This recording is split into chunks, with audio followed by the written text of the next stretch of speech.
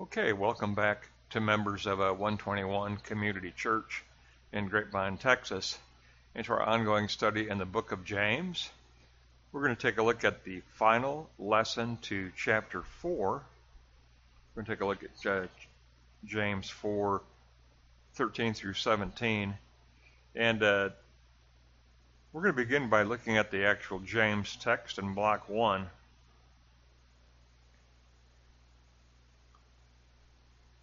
Come now, you say, we will go into such a city and continue a year and buy and sell and gain in profit. Because you do not know what the next day will bring, for what is your life? It's like a vapor that appears briefly then vanishes. What you should say is, if it is the Lord's will, then we shall live and do this or do that. But currently, you rejoice in your boastings, and all such prideful boasting is evil. Therefore, to him that knows to do the good, but does not do it, to him it is sin. So we've got basically the sin of presumption, egoism and presumption, and basically the sin of not living according to a biblical worldview, but living according to one's own egoism and personal secular desires. Now, in block 2, I didn't find a Galatians reference, so I had to go to Paul's later document, Romans, but he does have a very good corresponding teaching from Romans 9 and AD 56. So let's go to block 2. We'll take a look at Romans 9, 20 and 21. Oh man, who are you that replies against God? Shall the thing formed say to him that formed it, why have you made me this way? Has not the potter power over the clay, and of the same lump, to make one vessel unto honor and another unto dishonor? So, again, same position, but Paul is teaching that we don't live according to our own presumption and secular desires. We must recognize the sovereignty of God. Now, if we go to block 1, I'm going to look at the commentary, block 1b, the David's commentary, the Greek exegetical commentary. James is addressing those within the church community. He is describing the daily activity of merchants in the Roman world, where the plane of existence is where what is prioritized is the chief value of profit. Money, profit.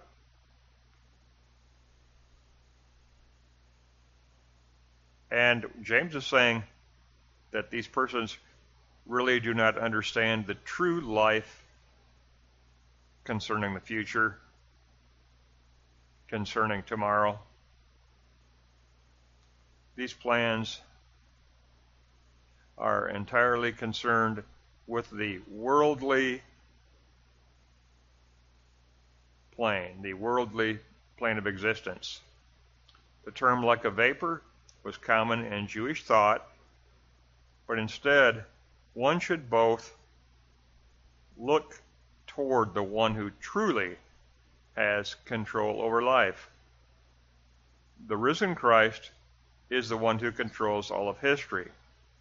James illustrates human finiteness compared to divine sovereignty. But these persons make plans as if God did not exist, which is a great criticism of our society today. they make plans as if God did not exist. Now, David did find a Galatians reference. He found Galatians 6:13. They who are circumcised do not keep the law, but desire to have you Gentiles circumcised according to the letter of the law, so that they can glory in the flesh.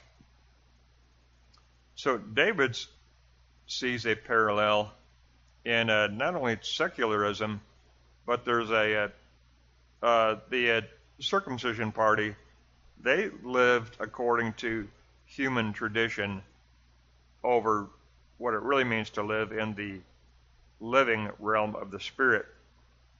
So he said actually we could go to Galatians 6:13 and find a comparable teaching from Paul. Let's go to block 2. We'll take a look at D.J. Mood, the professor from Wheaton College, and the Tyndale commentary, which is a very good commentary, by the way. And it's going to be block 2b. James's criticism is primarily the exclusive worldly context within which people choose to live their lives, a situation that we encounter today as well. People ignore God today. They choose to live in an exclusive worldly context. But this life is finite. This life is temporary. This life is like a mist. And again, James always uses Proverbs.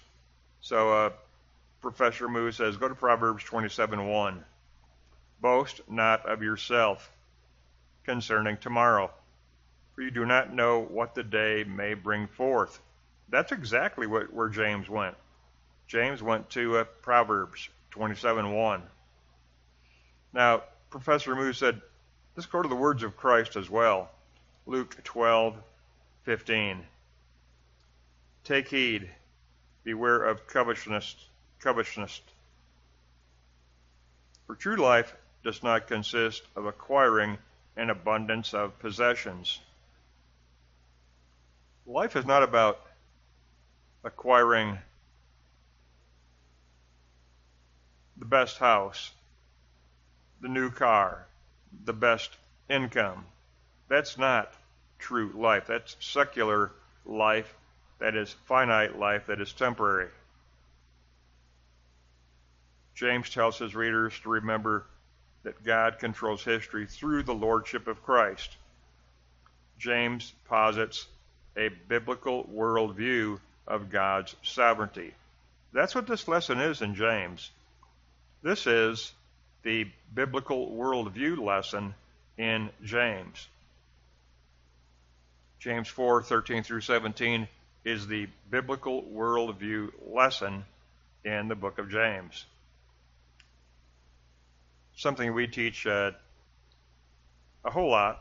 Ross teaches that a lot throughout the year in his sermons, that it's essential that we all take up a biblical worldview and live, not just learn the diagram that shows us what the biblical worldview is, but recognize that outline of a biblical worldview is a living outline. It's a living worldview that we live within. And I talk about that all the time in my lessons, but we live in a living realm of spirit. The realm of spirit is alive. It is governed by a living, exalted Jesus as the Christ. That's a living reality in our own history. It's a living reality behind surface reality. It's the fundamental, foundational, true reality of the living realm of spirit governed by the living lordship of Christ. James posits a biblical worldview of God's sovereignty.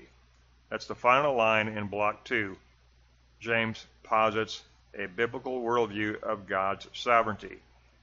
We're going to close out by going to that Galatians 6:13 that David gave us in block 1. So let's go to block 3. Paul perceived the circumcision party as those who live exclusively in the worldly context of tradition. They don't live in the living kingdom of God. They prefer to live in the worldly context of tradition.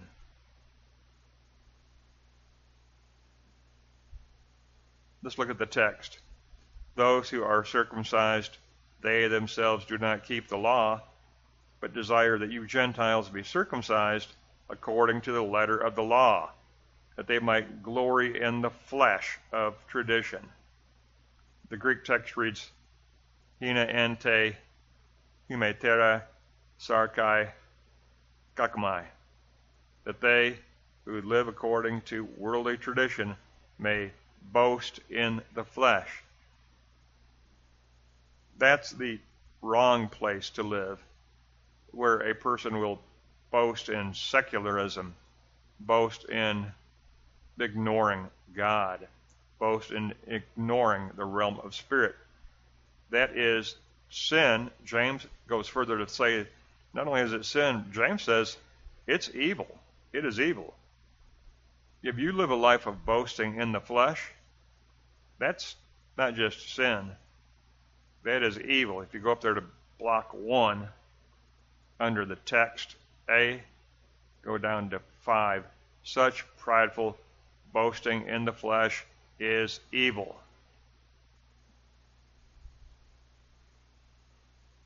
And this is all about the fact that something that Ross, our pastor, teaches frequently throughout the year, that our duty, our responsibility, is to take up a biblical worldview, and not just know how to outline a biblical worldview, but to recognize that a biblical worldview is a living worldview of a living faith.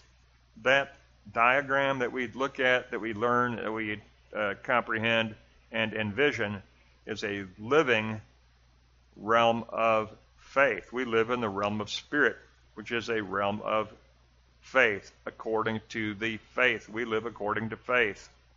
According to faith, as James would say, according to faith as a verb. James is all about faith being activity, a lifestyle. That's a biblical worldview, to live a life of faith, where faith becomes a day-to-day, day in, day out lifestyle of living in the realm of spirit. Very, very powerful. And I want to go back to just read the original text. Block 1A.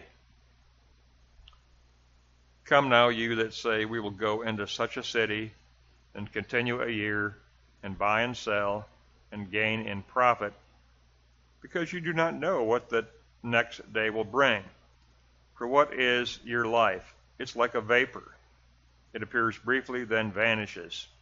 What you should say is, if it is the Lord's will, then we shall live and do this or do that. Currently, you rejoice in your boastings. All such prideful boasting is evil. Therefore, to him that knows to do good, but does not do it, to him it is sin. To him it is sin. And then if you go to block 2, note 1, we'll wrap up with Romans 9, very powerful, Romans 9. O man, who are you that replies against God? Shall the thing formed say to him that formed it, why have you made me this way?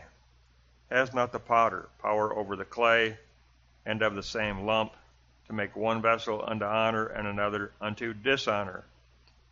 We live in a realm of the absolute sovereignty of God, which is basically the lordship of Christ. The sovereignty of God is the living lordship of a exalted Christ.